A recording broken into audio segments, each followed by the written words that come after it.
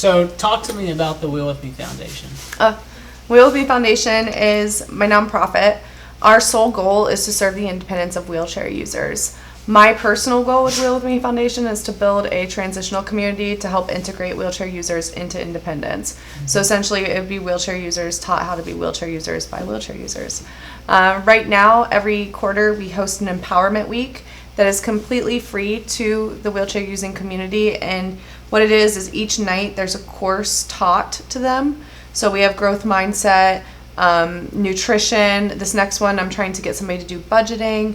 And it's just a course that could provide them information to help them towards independence, help them gain that confidence. We're just trying to give them tools, essentially. So, with Wheel With Me, how do you plan to move into the 2022 season? Like, what's your next step? So we're going to continue to host the empowerment weeks, and then we're actually in the process of planning a weekend camp up in Maine with a rehab facility or an adaptive sports program outside of there. Yeah. So it's going to be, I'm really excited for that. It's in Maine, you said? Yeah. Huh. It's going to be good. So I just recently went to a wedding in Seattle, and one of the bridesmaids works with this adaptive sports program called Odessa up there. And so she's like, yeah, I'd love to do this partnership, and they have a facility. And you seem to get approached often, huh? It happens. Whenever you're out, people are like always amazed by you and like you're... Yeah. It just depends, honestly, on the vibe I give out. Sometimes I give out that vibe of like, can you just leave me the hell alone and let me live my life? Because it's amazing how people go out of their way to either help you, stare, just...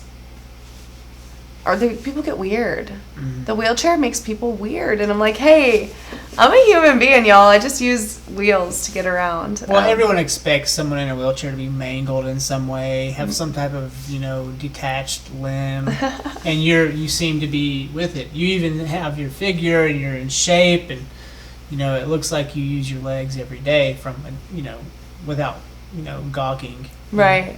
So it's interesting how people are.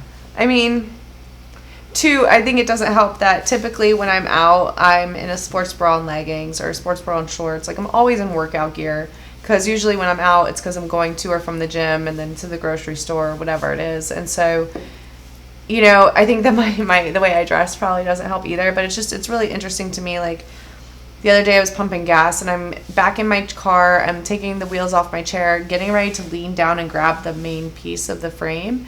And this woman comes and she's like, here, let me help you with that. And before I can say, no, I have it, she's grabbing my frame and handing it to me. And I'm like, she handed it to me in this awkward way that I had to like reposition once I got it in the car. And it took a little longer than necessary. And I'm like, it's not okay for you just to help. Like, I didn't even have a chance to decline. Let me ask you a question as a helper. My mom taught handicapped children my whole life.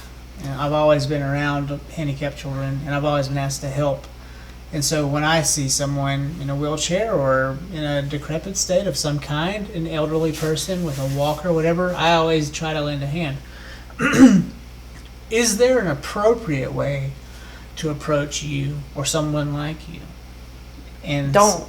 Well, like just don't. Like if you were in that situation. And let's just say let's just say it's the weather's really bad and you're doing that. Don't.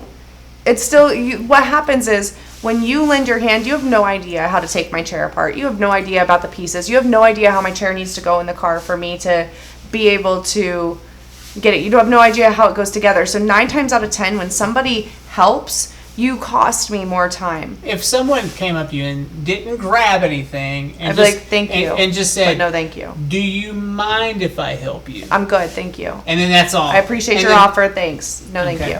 And then if you choose it, yes, but but as long as they keep a distance and just kind of show respect. Don't touch my shit. And I always decline. In the beginning of my injury, I needed the help, but now I don't need the help. It just costs me more time. My time is very valuable. And honestly, if you wouldn't do it to somebody who's able-bodied, don't do it to me. just because I use a wheelchair does not make me any less than you. And most times, I'm more able than most able-bodied people. It'd be kind of funny to walk up to some able-bodied person and then just like take over what they're doing.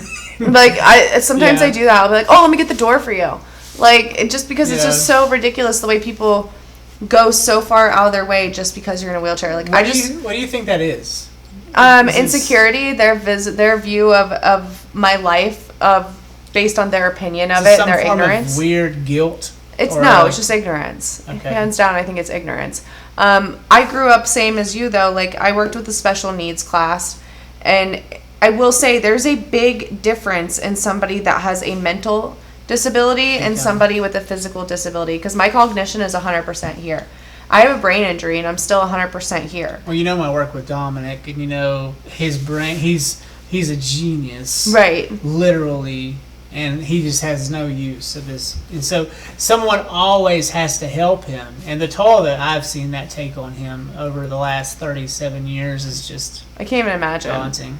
Because he can't do anything for himself. Even he can't feed And I think himself. that is the reason why I don't want the help, because I am capable right now. I worked my ass off to become capable. My guess is you'll be capable till the day you die. That if I have anything to do with it, absolutely I will be. And because again, I've worked so hard to be independent. I've given everything to be independent, to be able to handle myself, to be able to go into public on my own, to be able to run my own errands, to not need help. Because there's nothing more crippling than having to rely on somebody else and waiting on their time to get something done.